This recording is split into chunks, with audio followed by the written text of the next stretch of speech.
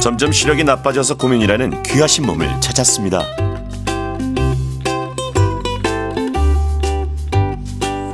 69세 김동옥입니다. 안경을 쓰신 지가 얼마나 되셨어요? 오래됐죠. 언젠가 모르겠다. 오빠는 중고등학교는 안 꼈을 거 아니야? 중고등학교. 대학교 때겠지. 그 정도 된지. 대학교 다닐 때부터 쟤를 만났을 때부터 안경 끼고 있었는데. 50년 가까이 안경을 써왔지만 최근 들어 귀찮은 일이 많아졌다는데요. 손톱 깎으실 때 왜 안경을 바꿔 쓰셨어요? 이제 손톱 길어진 부분이 선명하게 잘 보여야 이게 상처가 안 나니까. 아무래도 돋보기를 끼게 되면은 좀 잘 보이니까. 귀찮은 일은 여기서 끝이 아닙니다.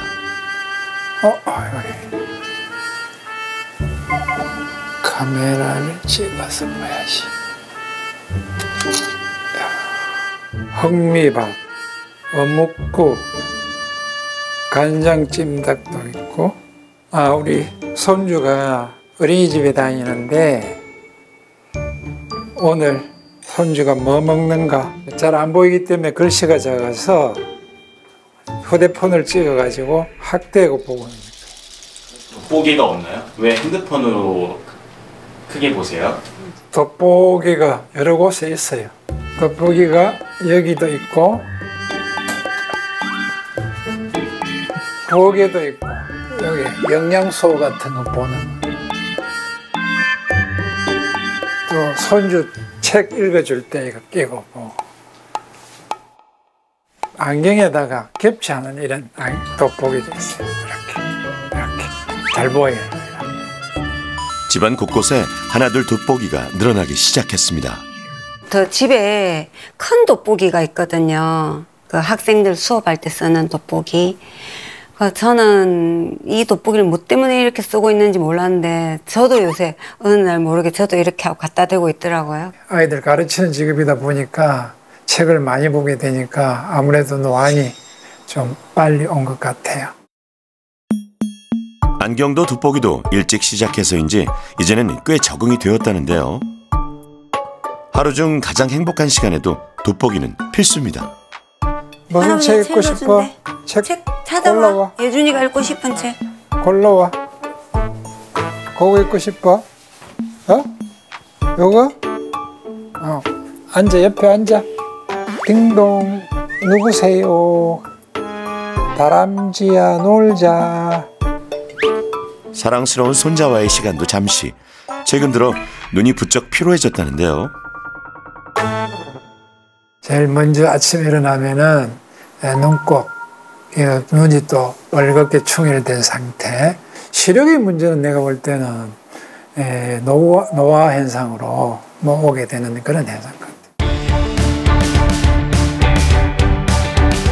병원을 찾아 총 12가지의 검사를 진행했습니다. 안녕하세요. 네, 안녕하세요, 아버님. 반갑습니다. 앉으시고요. 네. 어떤 게 제일 불편하신가요, 아버님?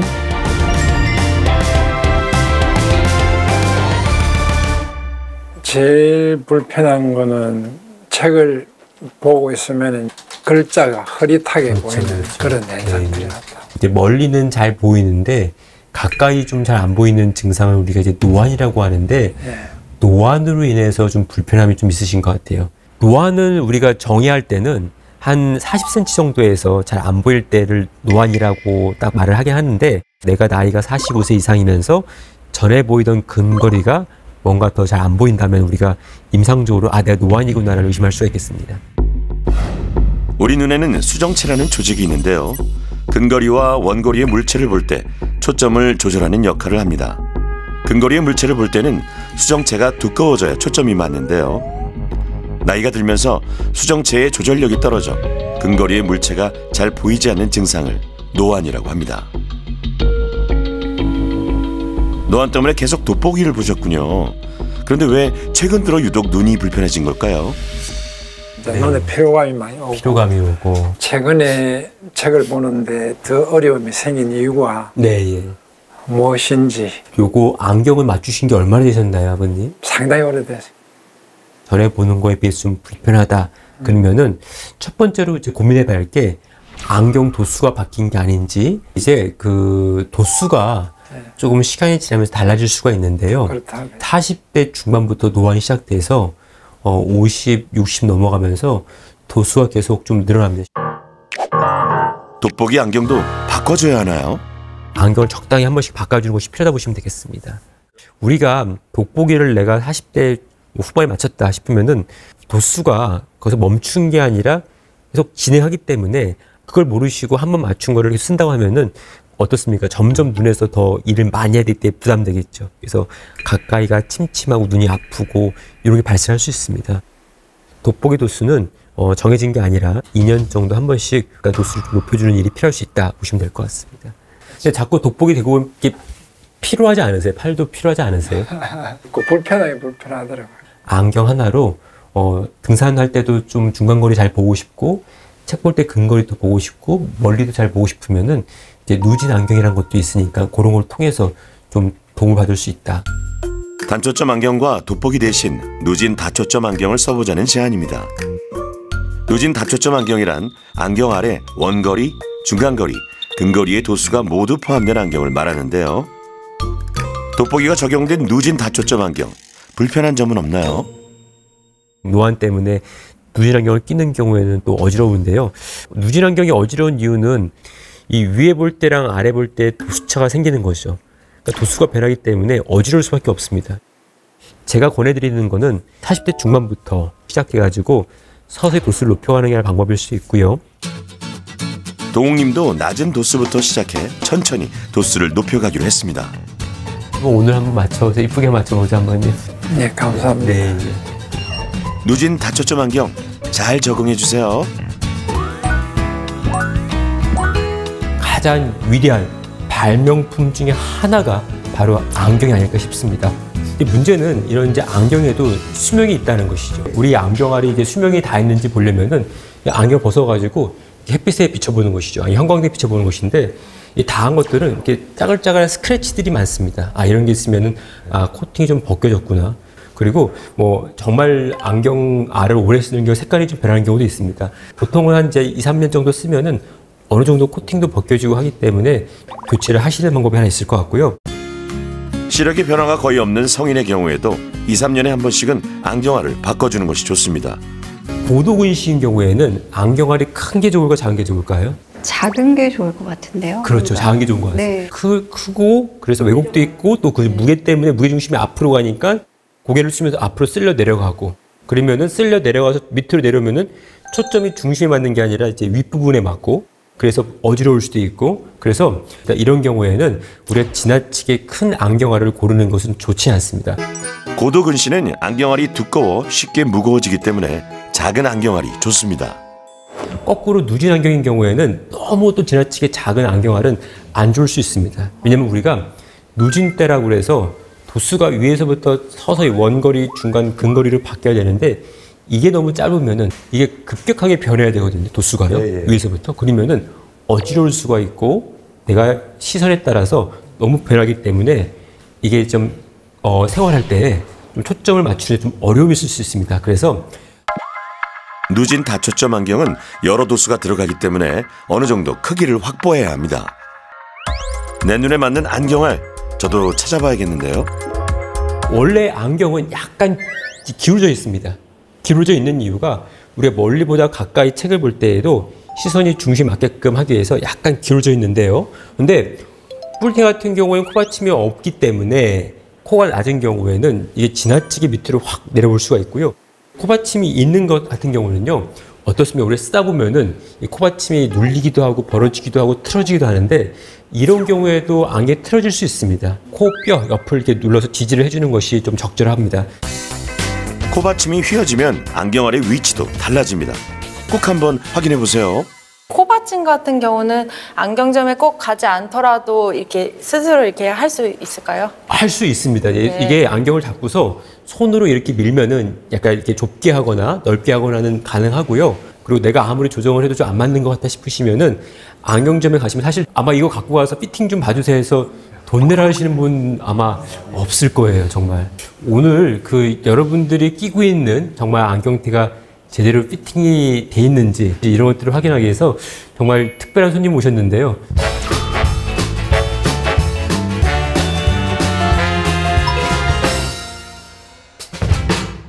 선생님 안경을 제가 좀 잠깐 봐도 되겠습니까?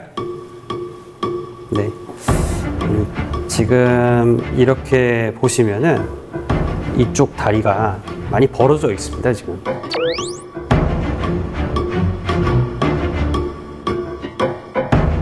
일단 다리가 이쪽 벌어진 거를 조금 안쪽으로 이제 줄였고요. 그 다음에 코 받침 부분도 이제 좀 높게 교정을 했습니다. 오, 잘 맞네. 네, 아까보다 훨씬 편하시죠?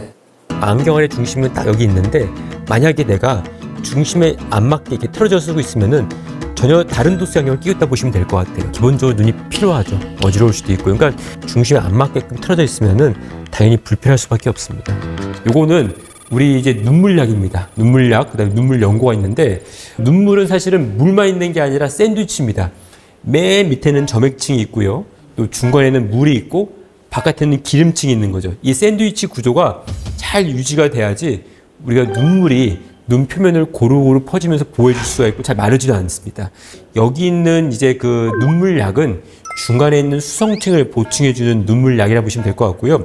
그럼 도대체 연고는 뭐냐 물어보시면은 연고가 바로 기름층을 보충해주는 것이 바로 이 눈물 연고입니다. 이 지방층이 없으면은 눈물이 빨리 날아갑니다.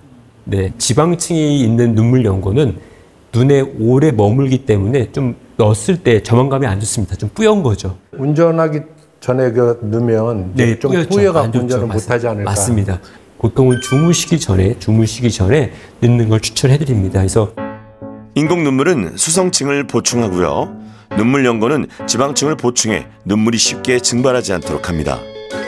네, 그 눈물약부터 한번 제가 보여드리겠습니다. 고개를 약간 든 상태에서 아래 눈꺼풀을 살짝 밑으로 당기면은 여기 공간이 나옵니다. 눈 구석 공간이 있죠. 여기다가 저희가 눈물약을 이렇게 떨어뜨리면 됩니다. 이렇게 떨어뜨리면은 되고요. 눈 구석에 넣는 이유는 바로 검은자에 떨어뜨리면은 건조증이 심한 분들은 따갑습니다. 굉장히. 아래 눈구석이라고 하는데요. 여기다가 이렇게 눈물을 떨어뜨려야지 약이 바로 이렇게 씻겨 내려가지 않고 일정 부분 눈에 머물 수가 있습니다. 눈물 연고 사용법을 말씀드릴게요. 제형 자체가 좀 끈끈한 걸 볼 수가 있습니다. 이게 한번 또 보시면은요. 고개를 위로 하시고 그 다음에 위에 보세요 하고 아래 눈꺼풀 살짝 젖히면은 요 눈과 아래 눈꺼풀 사이에 공간에다가 이렇게 해서 이렇게 점안해 주시고요.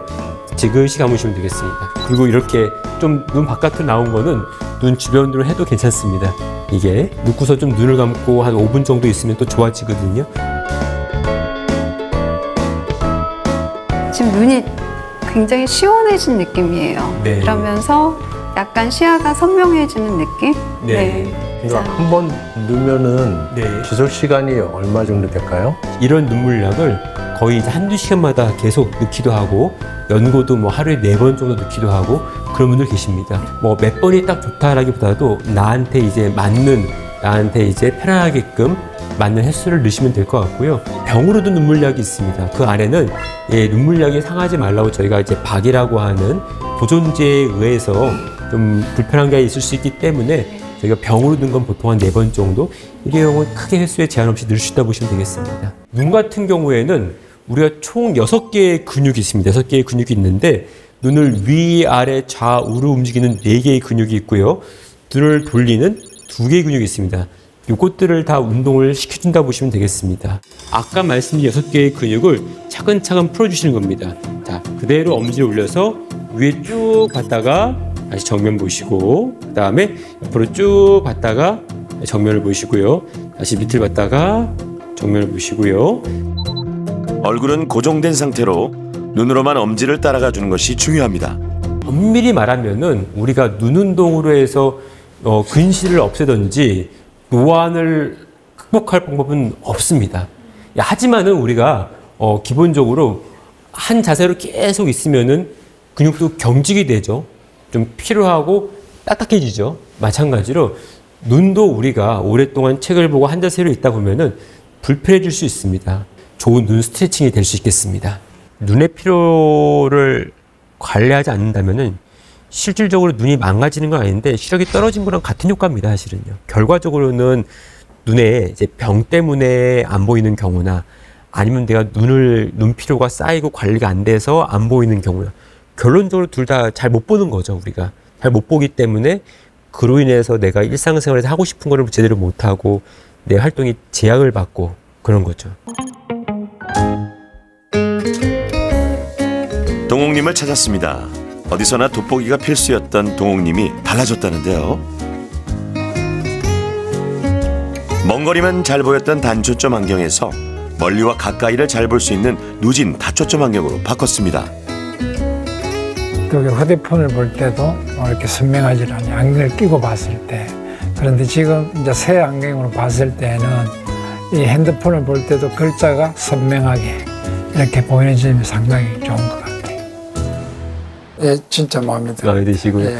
어떤 게 마음에 드세요, 아버님? 우선 제일 잘 보이니까. 네, 이제 근거리 시력인데요. 예전에 안경으로는 오른쪽, 왼쪽 둘 다 시력이 한 0.1밖에 안 나오셨어요. 그러니까 안경을 바꾸고서는 지금은 0.5 정도 시력이 나옵니다. 교정 시력이 0.1에서 0.5로 좋아졌습니다. 예전에도 한번 처음에 40대 후반에 다초점을 했다가 그때 왜 그러냐면은 어지러워가지고 아예 빼서 집에 보관을 해두고 단초점 그대로 사용을 했는데 지금 이번에 새로 이제 나이가 들어서 몇십 년 지나서 이제 보니까 훨씬 편해졌습니다. 다초점을 한 게. 20년 전에는 누진 다초점 안경에 적응을 못했는데요. 이번에는 어떻게 적응한 걸까요?